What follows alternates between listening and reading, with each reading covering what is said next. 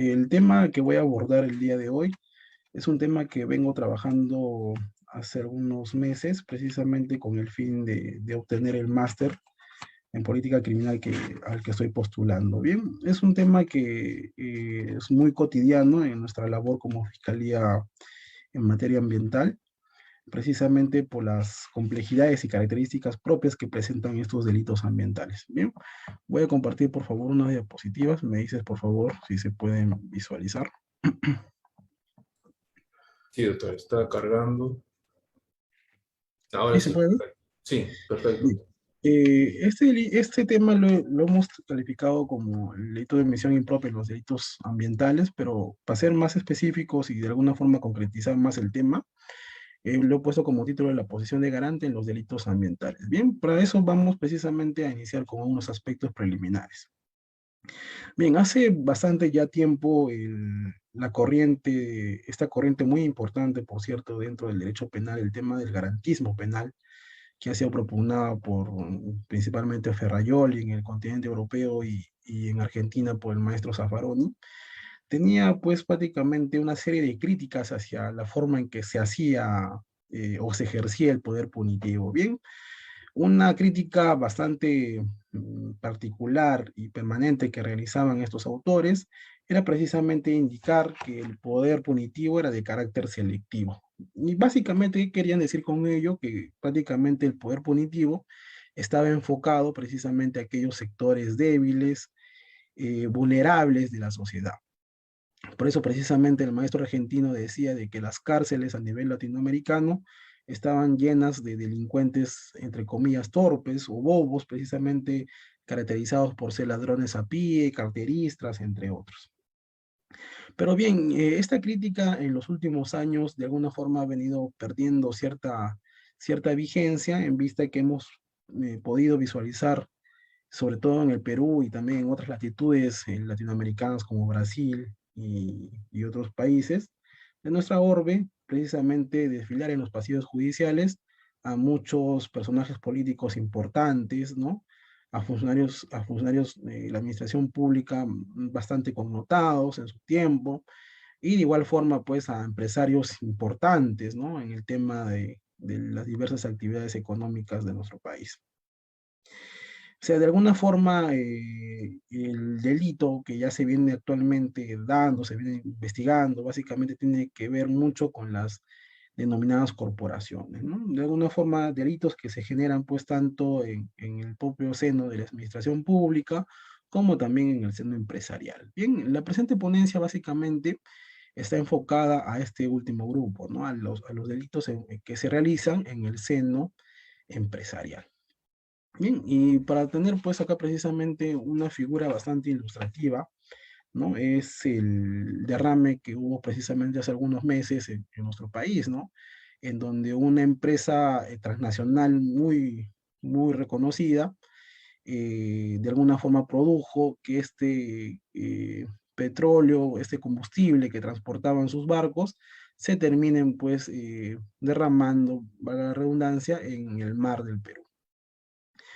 Y bien, esto produjo pues toda una serie de consecuencias negativas para el medio ambiente, consecuencias negativas tanto para los pobladores de esa zona, como también consecuencias negativas a las actividades económicas que se desarrollaban como la pesca, entre otros. Bien, porque precisamente este tipo de sustancia produjo de que la fauna de ese lugar pues obviamente muera, ¿no?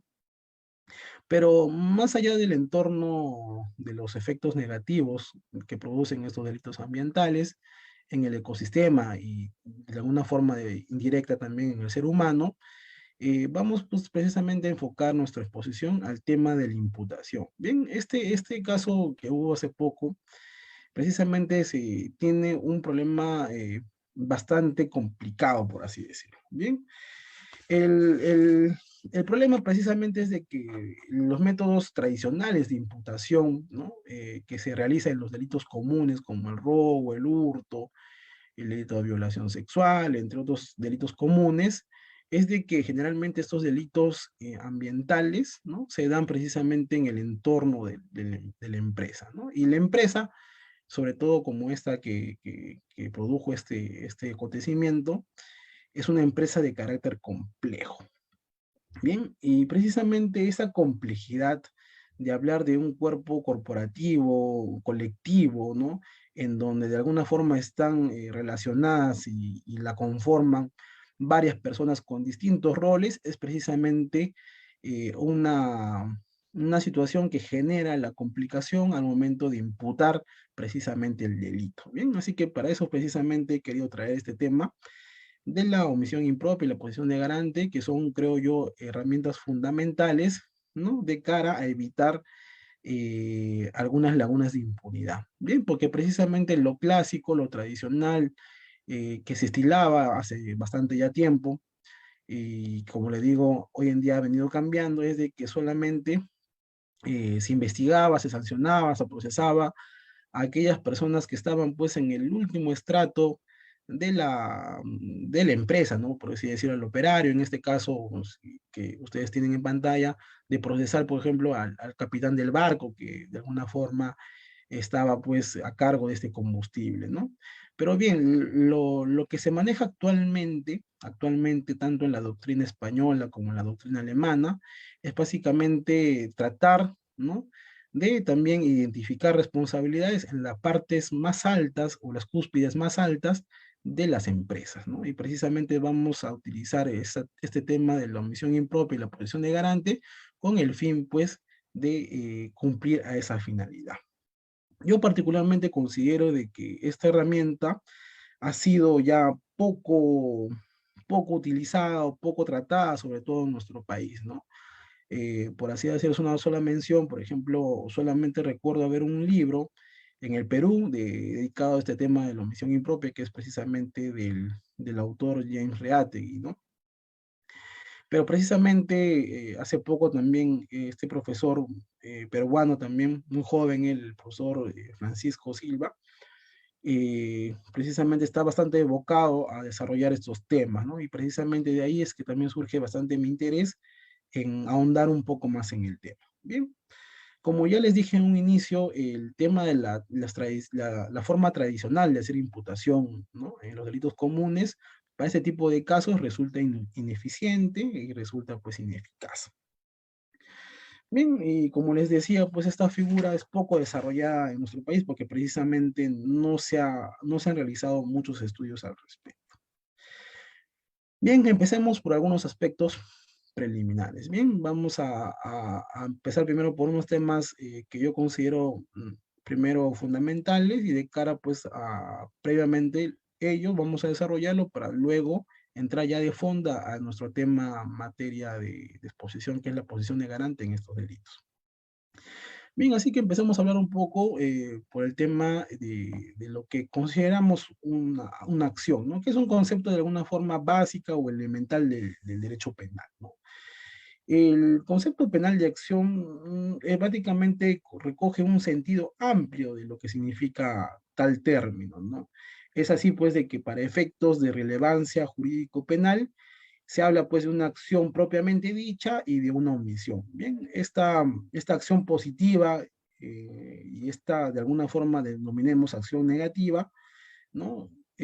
Van a tener relevancia para efectos penales, ¿no? Tanto la acción como la omisión. Bien, la acción propiamente dicha o la acción positiva que denominan algunos autores comprende precisamente la realización de un movimiento corporal, ¿no?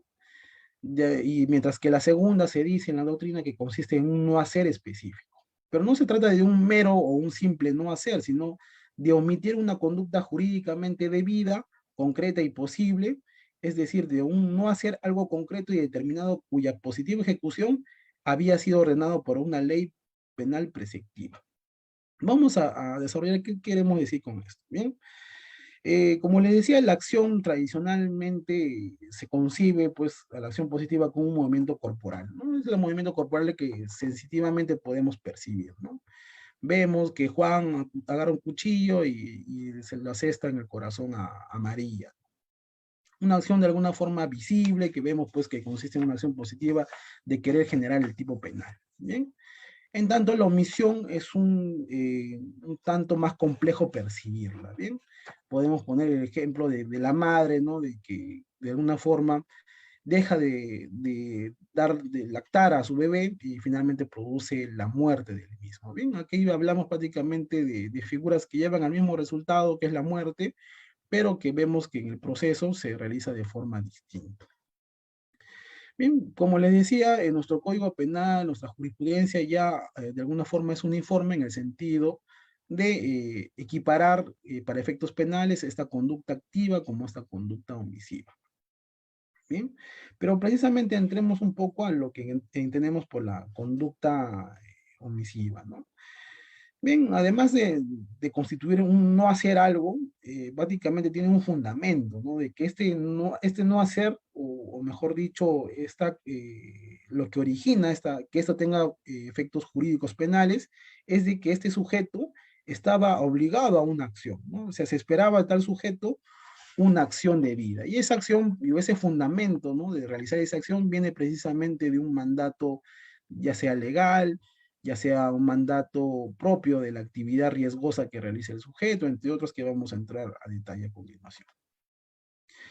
Bien, como les decía, este deber de actuar puede surgir tanto pues del propio, por ejemplo, vínculo que tiene el sujeto activo con el bien jurídico, ¿no? Por ejemplo, les ponía el caso de la madre y el bebé. La madre para con su hijo tiene pues deberes específicos de alimentación, vestido, entre otros, ¿no? Que eso precisamente viene regulado por nuestro Código Civil, ¿no? De alguna forma los deberes alimenticios que tienen los padres para con sus hijos. Para poner un clásico o sencillo ejemplo, ¿bien? De los delitos de omisión se pueden hablar pues de dos clasificaciones, ¿no? Un delito de omisión pura o que se denomina omisión propia y un delito de omisión impropia o comisión por omisión. La omisión pura o propia consiste pues en un no hacer, pero como ya lo hemos dicho pues en forma repetitiva, no se trata de un simple o cualquier no hacer, sino de no efectuar la conducta que normativamente era exigida a tal sujeto. ¿Bien? En estos delitos de omisión propia, se habla pues de un deber general de solidaridad que nos incumbe a todos los sujetos que conformamos una sociedad, ¿no? Una conducta de auxilio, una conducta de salvamento, colaboración en una situación de necesidad o desgracia. Bien, de alguna forma, estos deberes de solidaridad que nos incumben a la parte general, mejor dicho, a la mayor parte que conformamos nuestra sociedad, a los mayores de edad, entre otras personas, básicamente va a estar representada en tipos penales concretos. Bien, estos tipos penales concretos de alguna forma están redactados en nuestro Código Penal y vienen siempre presididos por un verbo rector, ¿no? El que omite, ¿no? El que omite prestar auxilio, el que omite socorrer, entre otros, que lo vamos a ver en un momento. Bien, pero quiero que de alguna forma se entienda cuáles son la estructura, ¿no? Cuáles esas partes que de alguna forma conforman, o mejor dicho, dan pie a un delito de omisión propia primero, ¿bien? Hablamos de una situación generadora del deber, que es un hecho del cual va a nacer o va a surgir el deber de realizar determinada acción, ¿bien? El caso, como les decía, pues el caso típico del bebé que de alguna forma está pidiendo alimentos o necesita de alguna forma un alimento para desarrollarse, para vivir, va a ser una situación que genera en la madre el deber de precisamente prestarle los alimentos. Bien, otro elemento que conforma este delito es la no realización de la acción. Bien, aquí el omitente, el sujeto, de alguna forma no ha producido tal acción, valga la redundancia, con el fin pues de evitar el resultado. Bien, en este caso la madre no realizó el acto de dar lactancia al menor con el fin pues y que produjo finalmente la muerte del mismo. Bien, y sobre todo pues otro elemento importante que es la capacidad de acción, ¿no? Aquí pues se trata de que el obligado en primer lugar conozca esta situación de peligro o esta situación generadora del deber y cuente con los medios para ejecutar la acción debida, ¿no? Volvamos al caso de la madre, en donde esta madre de alguna forma se encuentra en buen estado de salud, conoce que el menor, digamos, no ha lactado durante el día y que es necesario darle el alimento, ¿no? Pongamos otra situación contraria en donde la madre se encuentra en mal estado de salud, de alguna forma está indispuesta o está de alguna forma postrada, digamos, en algún recinto médico, ¿no? Y de alguna forma no estaría en la capacidad de cumplir con su rol de brindar los alimentos a su hijo. En nuestro Código Penal, por ejemplo, para citar algunos ejemplos de delitos de omisión propia, tenemos el artículo 126, por ejemplo, que señala la omisión de socorro y exposición al peligro, ¿no? El que omite prestar socorro a una persona que ha herido o ha incapacitado, poniendo en peligro su vida o su salud, será reprimido con pena privativa no mayor de 3 años, ¿no? El artículo 127, la omisión de auxilio, que señala que el que encuentra a un herido o a cualquier otra persona en estado grave o inminente peligro y omite prestarle auxilio de inmediato, pudiendo hacerlo sin riesgo propio de tercero, o se abstiene de dar aviso a la autoridad, será reprimido con pena privativa de libertad. Solo para poner algunos ejemplos de lo que entendemos por delito de omisión impropia. Bien. En cambio, vamos a entrar ya por, de alguna forma, conceptualizar el delito de omisión impropia, ¿no? Que de alguna forma se habla, pues, que es un delito de carácter mixto o de forma híbrida, ¿no? Porque por un lado consiste en la infracción de una norma prohibitiva, como ocurre en los casos de, o en los supuestos de acción positiva, y por el otro, el delito consiste en un no hacer, como en los casos de omisión pura o propia, ¿no? El individuo se abstiene de realizar una determinada acción que se esperaba que hiciese, por estar jurídicamente obligado a realizarla, ¿no? Por eso se habla precisamente de un deber de garante que también vamos a conceptualizar en unos momentos. Bien. Esta figura de la omisión impropia se encuentra regulada y reconocida por el artículo 13 del Código Penal, ¿no? Que conforme vamos a ir exponiendo, también vamos a dar su fundamento. Bien.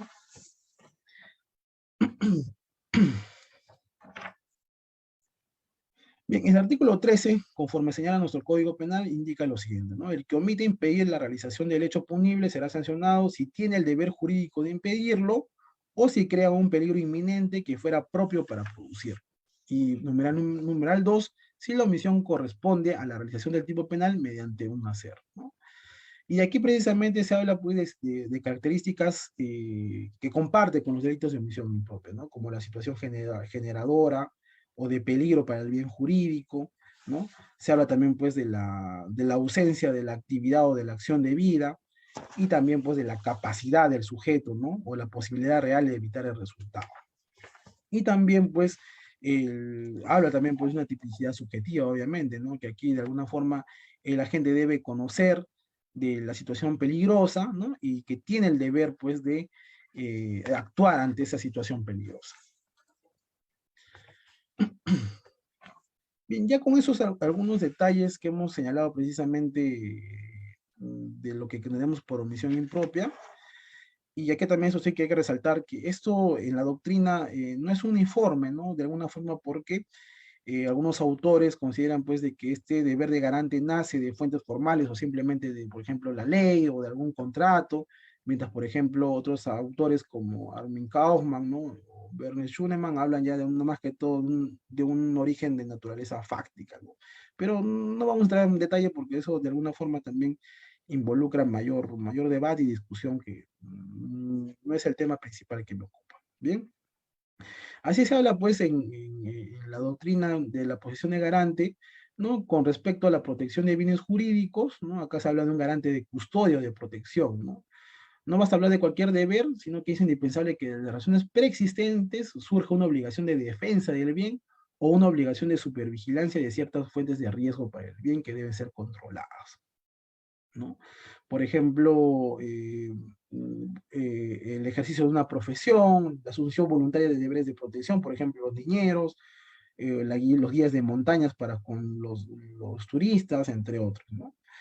La responsabilidad por determinadas fuentes de peligro también, o denominada garante de vigilancia o de control, ¿no? Aquí el obligado jurídicamente a controlar una fuente de riesgo para un determinado bien jurídico no realiza las acciones que estaban a su alcance para controlar el peligro o contrarrestar sus efectos, ¿bien? Se habla de deberes de aseguramiento, por ejemplo, en la materia de tráfico, ¿no? De vehículos, que de alguna forma sabemos, pues, que nosotros que los vehículos en general son herramientas de carácter peligroso, ¿no? Que si no de alguna forma se tiene en cuenta la normativa y el manejo adecuado de los mismos, puede devenir en un peligro o hasta en un resultado de lesiones o muerte para las personas, ¿bien? También se habla, pues, de una equivalencia normativa, ¿no? Es decir, que la sola misión de impedir la realización del delito por parte de un garante no basta para fundamentar su responsabilidad en comisión por omisión, ¿no? Debe además esta omisión corresponderse a la realización del tipo penal mediante un hacer. Se denomina una cláusula de correspondencia, ¿no? O también algunos autores hablan de la causalidad hipotética o cuasi causalidad, que supone que la realización de la acción esperada del garante habría impedido el resultado. Ello resulta pues necesario solamente, pues de esta forma podría afirmarse la equivalencia entre la comisión por omisión y la realización activa del sujeto o del tipo penal. Bien, hay jurisprudencia al respecto, pero no me voy a quedar mucho en ello porque quiero desarrollar precisamente el último aspecto. ¿Bien? Pero ya, vamos a entrar ahora en lo que tenemos de alguna forma por los delitos ambientales, ¿bien? Que también es de alguna forma un tópico que quiero que ustedes comprendan, diferenciar entre esos delitos comunes o delitos tradicionales con los delitos ambientales y precisamente su naturaleza y por qué es precisamente que se originan ciertos aspectos complejos al momento de generar imputación. ¿Bien? Obviamente el medio ambiente ha sido elevado o categorizado como un derecho fundamental que se encuentra pues previsto en el artículo 22, en el artículo 2, número 22 de nuestra Carta Magna, ¿no? Habla precisamente de que todos los seres humanos tenemos el derecho de gozar un ambiente equilibrado y precisamente es que de ahí se desarrolla precisamente el bien jurídico de los delitos ambientales. Bien, pero como justamente lo indicamos también al comienzo de la exposición, no basta una mera declaración o voluntad de la norma o de la ley para precisamente hacer eficaz este objeto de protección. Bien, por eso precisamente para que tengan vigencia real, se ha previsto que tanto por la vía administrativa como por la vía penal se puedan tutelar estos derechos a un ambiente, a gozar de un ambiente equilibrado. Bien. El tema que nos ocupa es el tema de la vía penal. Bien, estos delitos ambientales se encuentran positivizados en el título 13 del Código Penal, artículo 304 al 315, ¿no? Que indica pues de que si bien es cierto, la sociedad, no, o mejor dicho, los seres humanos no podemos prescindir de aquellas actividades riesgosas, como por ejemplo las actividades productivas, industriales, entre otras, pero sí es necesario imponerles una regulación, ¿no? Con el fin de evitar que éstas sobrepasen el riesgo que está delimitado por las normas de determinado sector, ¿no? Por ejemplo, minería, podemos hablar de industria, entre otros. Bien, pero el bien jurídico en este delito, como lo va a desarrollar Caro Coria, ¿no?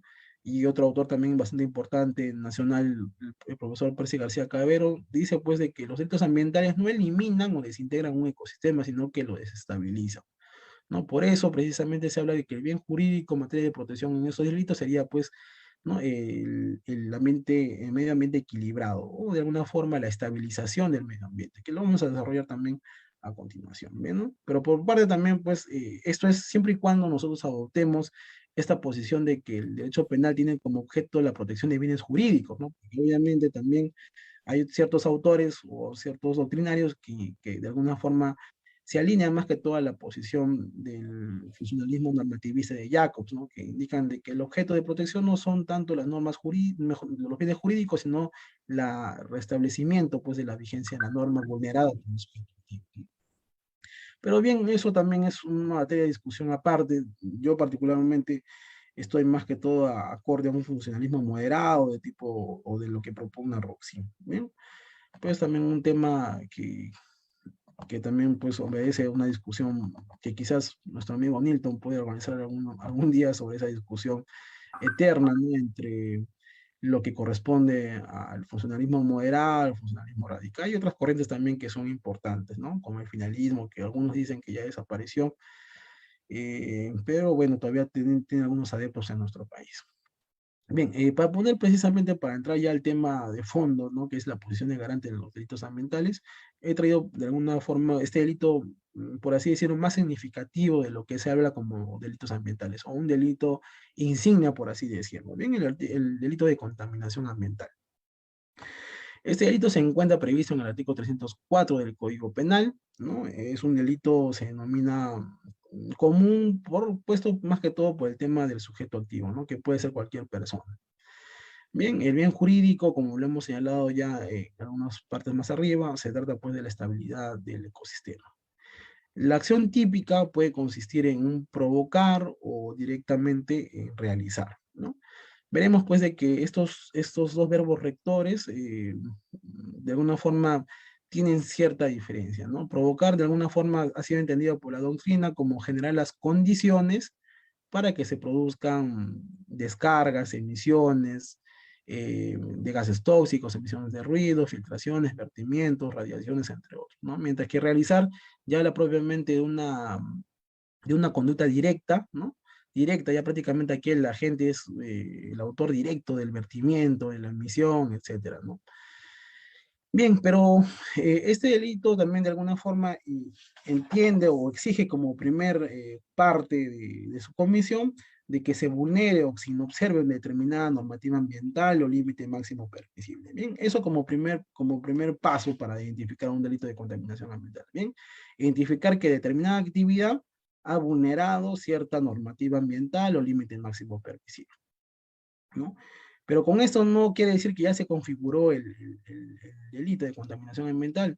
El tipo penal en sí exige de alguna forma que se haya causado un perjuicio grave al medio ambiente, a la salud ambiental o algún componente ambiental. Y a su vez también habla pues de que, si bien es cierto, no puede haber producido un perjuicio efectivo, pero también se configura este delito si es que de alguna forma se produce un peligro concreto y grave precisamente al medio ambiente, a algunos de sus componentes. Bien, por eso justamente se habla de que este delito es un delito de peligro concreto como también un delito de resultado al mismo tiempo. Bien, hablando del tipo subjetivo, este delito se puede cometer tanto a título de dolo como de culpa, ¿no? Obviamente si se habla pues de un tema culposo o negligente, la pena es menor. Y existen también agravantes, obviamente, si se falsea información del hecho contaminante, obstaculiza o impide la actividad fiscalizadora, o se actúa de forma clandestina, ¿no? Entre otros.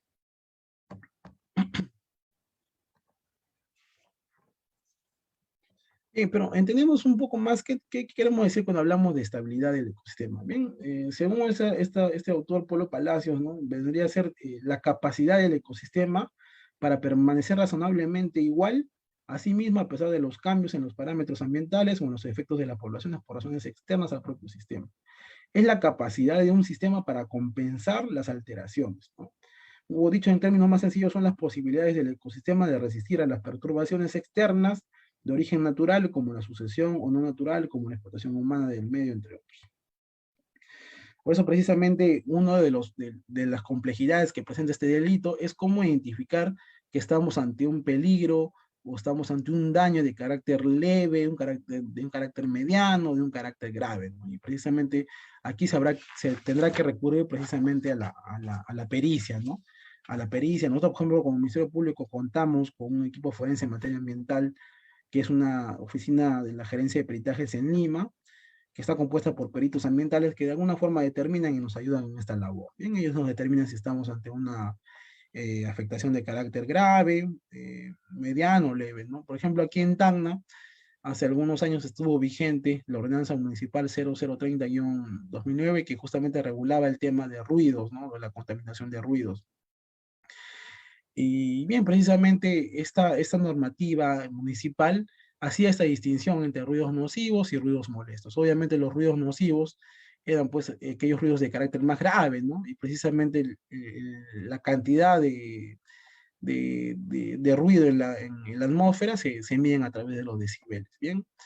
Y obviamente, como ustedes pueden ver acá, en los ruidos nocivos se habla pues de 80 decibeles, 85 decibeles, 90 decibeles. En cambio, de ruidos molestos, ¿no? Se habla pues de 50, 60, 70, 80 decibeles, que es una cantidad menor a la correspondiente a los ruidos nocivos, ¿no? Por eso precisamente nosotros como Ministerio Público en su momento, y acorde también pues al principio de última ratio de derecho penal, que solamente debe ser enfocado a aquellas conductas graves y no de bagatela, optamos por de alguna forma fijar posición en que solamente tenían connotación penal aquellos ruidos nocivos, ¿no? Mientras que los ruidos molestos debían corresponder a tanto a la vía administrativa como también a la vía de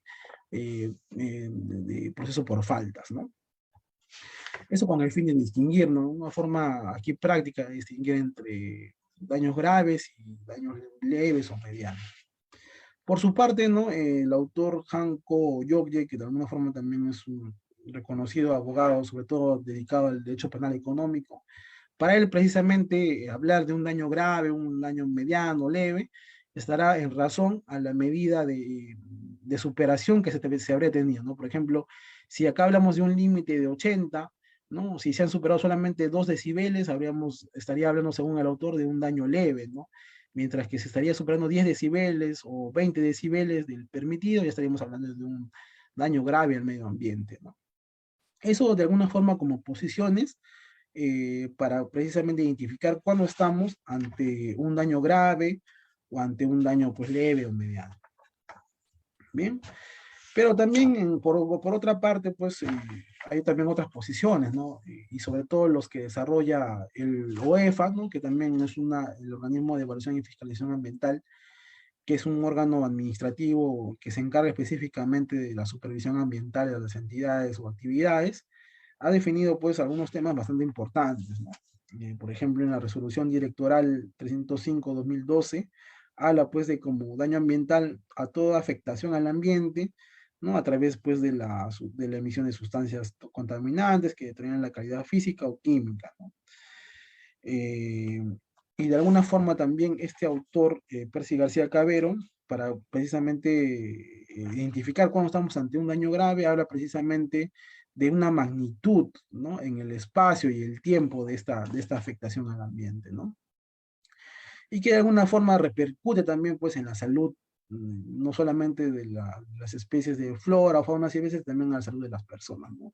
Según este autor, cuando ya estemos de alguna forma afectando a las personas, ya estaremos hablando de un daño grave al medio ambiente, ¿no? Pero son posiciones que de alguna forma se estilan en la doctrina con el fin, pues, de identificar este elemento normativo que el tipo penal exige.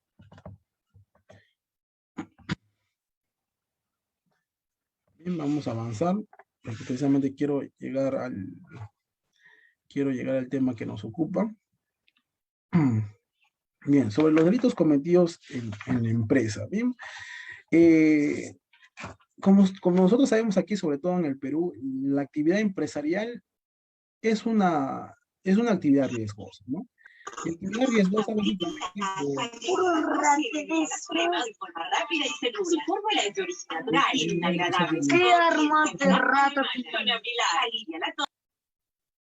Ahí está, muy bien, gracias, Milton.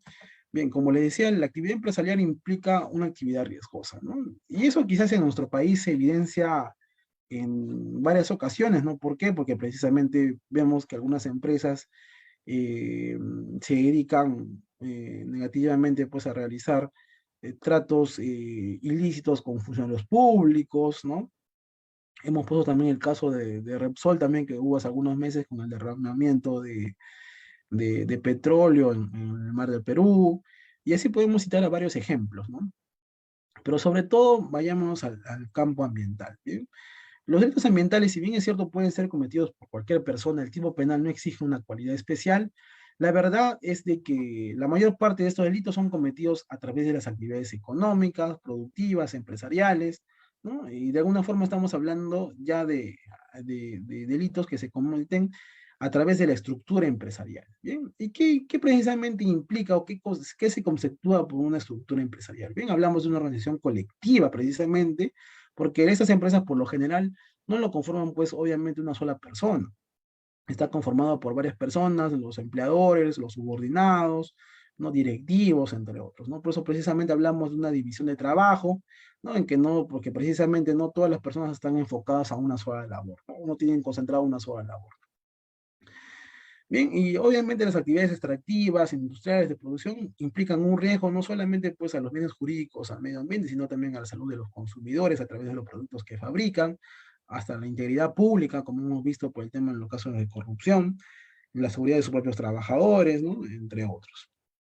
Y aquí precisamente hay una frase que traje a colación de Lascuraín Sánchez, un profesor español que yo les recomiendo a los que quieren adentrarse un poco en el derecho penal económico. Es un profesor que escribe muy bien. Él señala lo siguiente, ¿no? Un emprendedor lo es porque emprende, porque comienza una actividad productiva.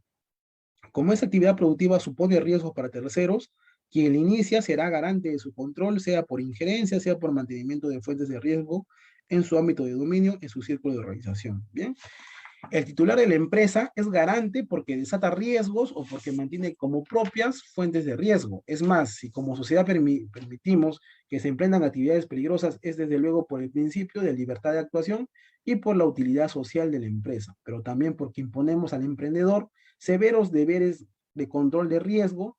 Severo significa aquí deberes penalmente reforzados, esto es deberes de garante, ¿no?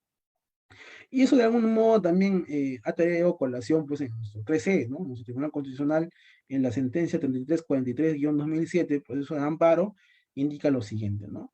La finalidad del lucro debe ir acompañada de una estrategia previsora del impacto ambiental que la labor empresarial puede generar. La Constitución no prohíbe que la empresa pueda realizar actividad extractiva de recursos naturales. Lo correcto de la Constitución es que dicha actividad se realice en equilibrio con el entorno y con el resto del espacio que configura el soporte de vida y de riqueza natural y cultural. ¿Bien?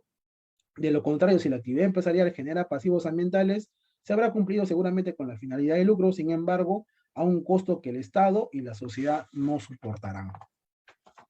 Bien, pues hablemos un poco, ya entrando con esta introducción a lo que entendemos por la posición de garante del empresario. Bien, como hemos señalado, la actividad de iniciar una empresa, de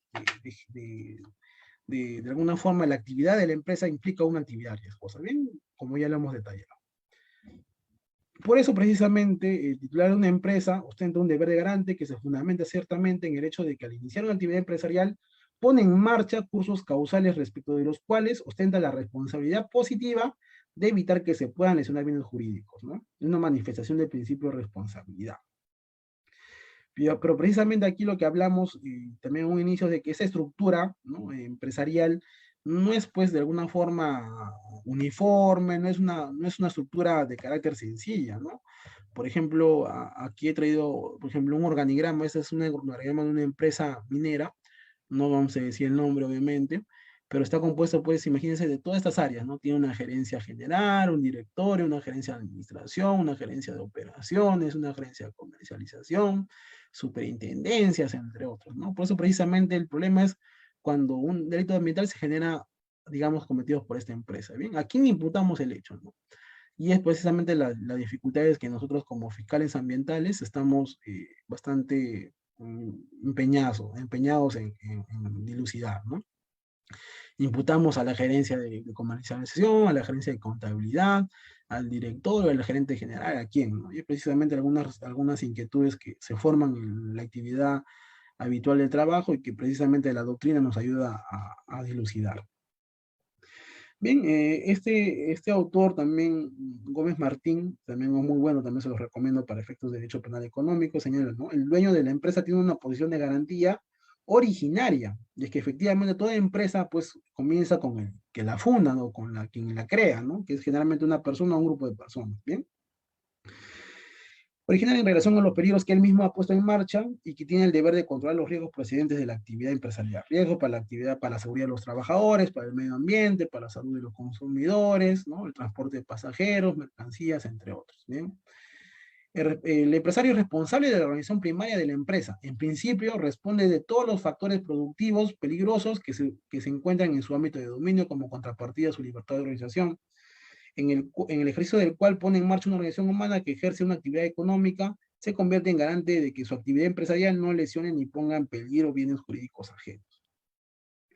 Bien, como les decía, precisamente las clásicas formas de imputar, o la forma tradicional de hacer imputación, encuentra su primer debilidad, o su primer dificultad, por así decirlo, en este tipo de organizaciones a las que nos enfrentamos. ¿Bien?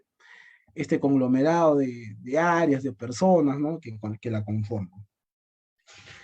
Y precisamente en este conglomerado de personas es de que este deber originario del empresario que crea valga la redundancia, su empresa, es de alguna forma delegada en el desarrollo de su actividad a determinadas personas, ¿no? Por eso precisamente se habla de una delegación de funciones también, que es un tema que ocupa bastante a la doctrina del derecho penal económico, ¿no? Y aquí precisamente vamos a traer a colación una sentencia del Tribunal Supremo Español del 25 de octubre del 2002, que señala, ¿no? La organización jerárquica de las empresas determina que no siempre la conducta puramente ejecutiva del operario subordinado sea la que deba ser examinada desde la perspectiva de su posible relevancia jurídico-penal, y sino que normalmente sea mucho más importante el papel de los que están situados jerárquicamente por encima, quienes detengan el control efectivo de la empresa, o como en este caso, la jefatura en el proceso de producción, ¿no? Se trata de que en este ámbito de relaciones jerarquizadas, la conducta relevante será de aquel que es responsable del ámbito de organización por ser legitimado para configurarlo con exclusión de otras personas. De que efectivamente aquí, pues, recordemos un poco de nuestras clases de derecho laboral, el empleador, a diferencia, pues, del trabajador o del empleado, tiene, pues, mayor gama de facultades, ¿no? Comenzando por la facultad de dirección, por la facultad incluso de reemplazar a aquel trabajador que de alguna forma incumpla sus deberes contractuales, o que de alguna forma representan un elemento negativo para la empresa. Bien, pero hablemos precisamente de qué tenemos que verificar, ¿no? Precisamente al momento de imputar, o si queremos imputar este tipo penal a los altos funcionarios, o a los propios empresarios o dueños de las empresas. Bien. Aquí precisamente una autora que también recomiendo bastante, la autora Agustina Sanllehi, que es española, ¿no? Señala sobre el rol del empresario del buen administrador: se generarían también determinadas expectativas que conforman deberes positivos de prevención, control de aquellos riesgos contrarios a la institución empresarial, ¿no? La posición de garante del empresario podría fundamentarse entonces, por un lado, en el deber de vigilar o controlar las fuentes de peligro, deberes de aseguramiento o dominio, y otro basado en la cercanía de peligros, que es en el deber de proteger bienes jurídicos frente a los mismos que los amenacen, o deberes de custodia. Bien, pero precisamente, como les decía, el empresario no solamente se va a enfocar o se van a centrar sobre él todas las actividades de la empresa. Obviamente, para el normal funcionamiento de la misma, va a delegar ciertas funciones, ¿bien? Y precisamente para que una delegación de alguna forma sea efectiva, o de alguna forma genere, pues, los efectos jurídicos, esto es de que la delegación de alguna forma represente que este empresario de alguna forma pase la responsabilidad a otra persona, tienen cierto también caracteres que se deben de cumplir. Bien, en primer lugar, pues, de que la persona a la que se le delega esta función sea una persona con capacidad de realizar tal función delegada, ¿no? Por ejemplo, yo no voy a delegar a una persona para controlar los desechos químicos de mi empresa, si esta persona, pues, es profesional, digamos, en derecho, ¿no? Un abogado, obviamente, en desechos químicos no es un profesional apto, ¿no? Y menos aún, por ejemplo, si el empresario no le da de las herramientas para que realice su función, ¿no? Por eso precisamente se habla de que para que la delegación surta efectos, se habla, pues, de un sujeto capaz de llevar a cabo la labor delegada, en primer lugar, y sobre todo que se le dé los medios para llevar a cabo esa función. Bien.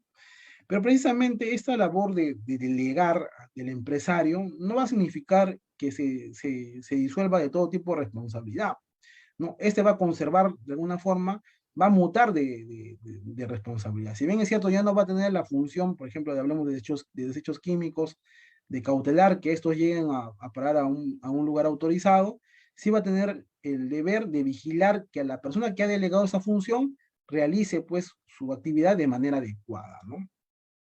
Se habla por eso precisamente de una labor de vigilar, ¿no? De evitar que esta persona cause o reciba un daño o haga algo indebido, mientras que controlar se entiende que efectuar una comprobación de la actividad que realiza esto. ¿Bien? Por eso hablamos precisamente de esta delegación que siempre, obviamente, en todas las empresas se usa. Bien, y precisamente, ¿no? En consonancia a esa línea de pensamiento, nuestra Ley General del Ambiente, en el artículo 74, establece que todo titular de operaciones es responsable por las emisiones, ¿no? Por las emisiones de efluentes, descargas y demás impactos negativos que se generen sobre el ambiente, la salud y los recursos naturales. De igual forma, la Ley de Gestión Integral de Residuos Sólidos establece que el generador, operador y cualquier persona que intervenga en el manejo de residuos es responsable por el manejo seguro, sanitario y responsable de los mismos. ¿Bien? Y acá, pues, voy a traer precisamente algunos elementos importantes, ¿no? Para precisamente verificar cuándo podemos imputar precisamente esta responsabilidad a los empresarios, ¿bien? Este autor también, Jesús María Silva Sánchez, es un autor que se lo recomiendo bastante a efectos de que los que quieran profundizar más en el tema, establece este tipo de requisitos, por así decirlo. Bien, señala pues de que el hecho o la llamada situación de peligro se suscita en el ámbito de su competencia, lo que se denomina posición de garantía.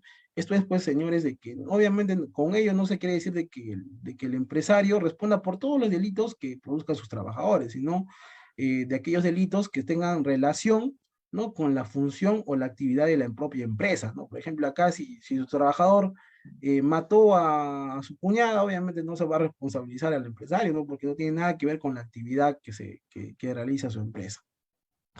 Otro elemento que hay que tener en cuenta es de que pudieran y debieran actuar en tal sentido siempre según los términos del compromiso adquirido de controlar los correspondientes factores de riesgo, que de hacerlo fuera posible evitar la producción del hecho lesivo, ¿no? Que obviamente se dieran las bases de la correspondiente imputación subjetiva, esto es dolo y solo esencialmente también la imprudencia, ¿no? Y aquí también hay un aspecto bastante controversial todavía a la fecha de cómo determinar quién es autor y quién es cómplice, ¿no? Para ese autor, por ejemplo, Silva Sánchez, autor sería el propio delegado que ha incumplido su función, mientras que el delegante o el que ha incumplido su labor de vigilancia sería pues una suerte de cómplice, ¿no?